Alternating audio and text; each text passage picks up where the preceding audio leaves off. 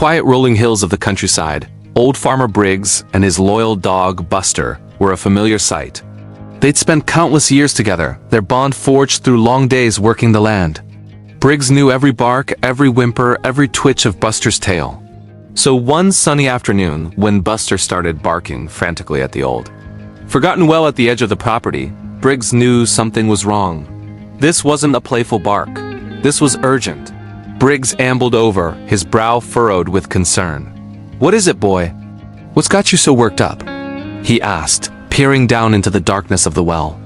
Buster just kept barking, circling the stone structure, his eyes wide with distress. The well hadn't been used in decades.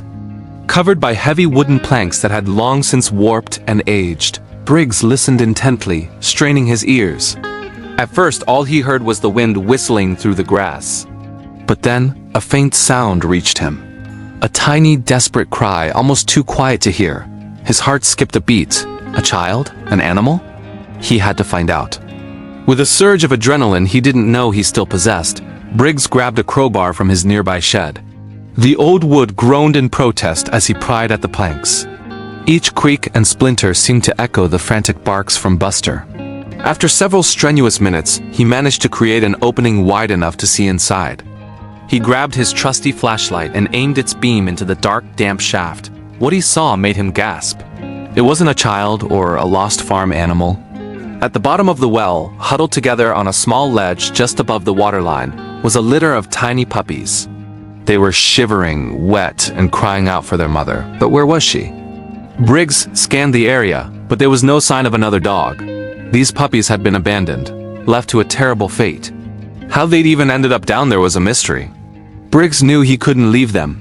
He quickly fashioned a makeshift pulley system using a sturdy bucket and some rope. Buster watched, whining softly, as if he understood the delicate rescue operation underway. One by one, Briggs carefully lowered the bucket, coaxing each tiny, trembling puppy inside.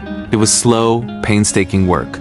He'd gently hoist them up, wrap them in a warm blanket he'd fetch it from the house, and then lower the bucket again. There were 6 of them in total, all so small and fragile. Once all the puppies were safe and sound, nestled together in a warm box in his kitchen, Briggs sat back in his chair, exhausted but relieved. He looked over at Buster, who was now calmly lying by the box, watching over the little ones like a proud guardian. The farmer reached down and stroked his old friend's head. "You're a hero, you know that, boy," he said softly. Buster simply wagged his tail, his job done. That day, Farmer Briggs wasn't just shocked by what he found in the well. He was reminded of the incredible loyalty and compassion of his best friend. And in that cozy farmhouse, 6 little lives were given a second chance, all thanks to a very good boy who knew how to listen. Thanks for watching. If this story warmed your heart, don't forget to like and subscribe for more.